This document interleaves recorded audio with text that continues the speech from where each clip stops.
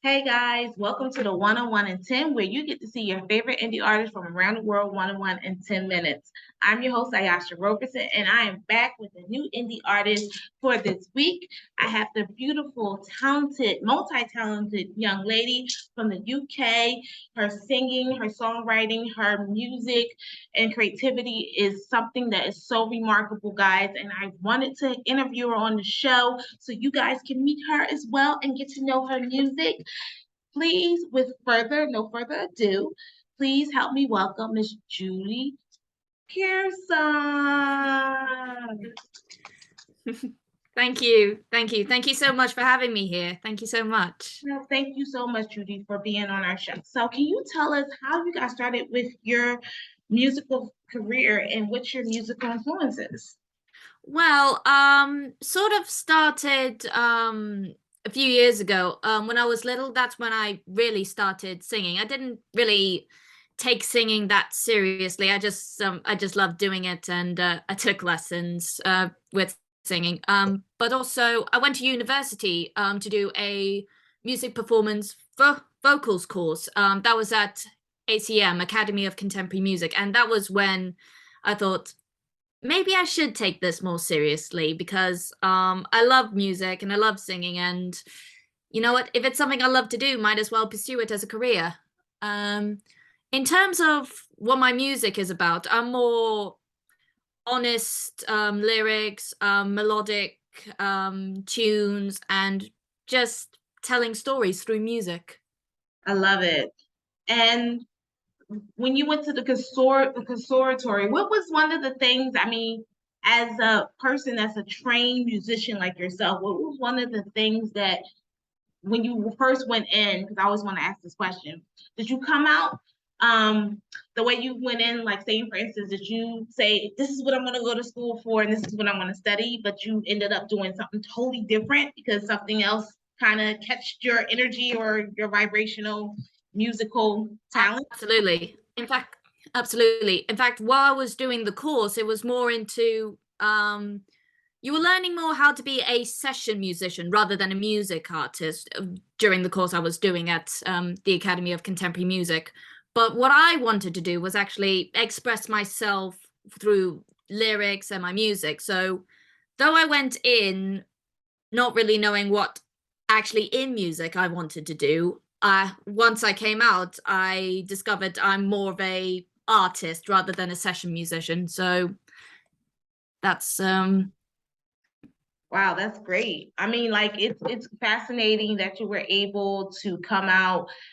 It always amazes me when people go to conservatory or any type of musical school, how their musical influences just changes and they mm. just become such a different person, but also evolve into a different artist as well. And And you get a different mindset as well. You develop a different mindset. yeah, yeah. I mean, this is awesome. So, what was one of the fascinating things about your musical career being an artist so far? One of the most surprising things about being an artist that you didn't think would happen? Hmm. I think it was when I first started at working with Sappho Music to develop myself as an artist.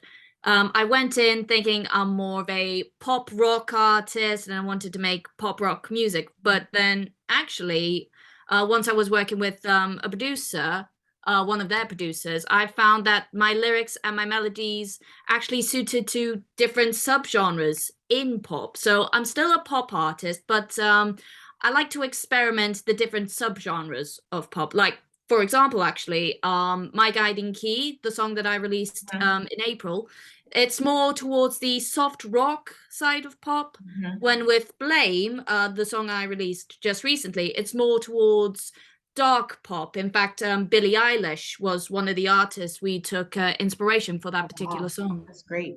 And this is a great segue. So, how did you come up with the musical songwriting for Blame? Because it's very different from My Guiding Key, two Mm. different opposite ends of the spectrum.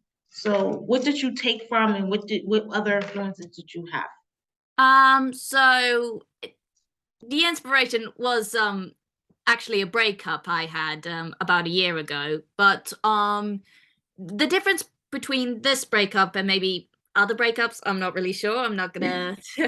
I'll put my hands up and say I haven't had a Experience. lot of breakups in my time. But we kind of broke up on a mutual level, and actually, my ex and I are still good friends even now. So it kind of drew the inspiration that even though the girl and the boy broke up mutually, the girl is also saying to the boy that any other girl that you go with, she's not going to replace me. She's not me. And if she does think you're not worth it, just don't come and blame me. Don't come and Oh, I love it. don't come crying to me. That Oh, sort of I thing. love it. I love it because when you think of blame as a song, you're thinking that you're blaming yourself for what you didn't do right, what you didn't do wrong. And it's Yeah. actually the exact opposite of what you would think blame is. And it's Mm, really like taking the guilt, the shame, and, saying, well, whatever happened, happened. And I'm yeah. fine with it and I make peace with it. And whatever you don't make peace with it, that's on you. And Yeah. that's In fact, writing the song actually gave me quite a bit of closure for the breakup, because like you said, what happens happens, and there's no point dwelling on it, because if you dwell on it, you're not going to push forward into the future, and it's going to impact you on maybe a future relationship. correct, correct. Now, where could people find your song Blame? Well, my song Blame is actually on Spotify right now, and you could also find it on SoundCloud as well. Everyone else could also follow me on Instagram, on TikTok, on Twitter, Facebook. So I'd love to see everyone and give me a shout.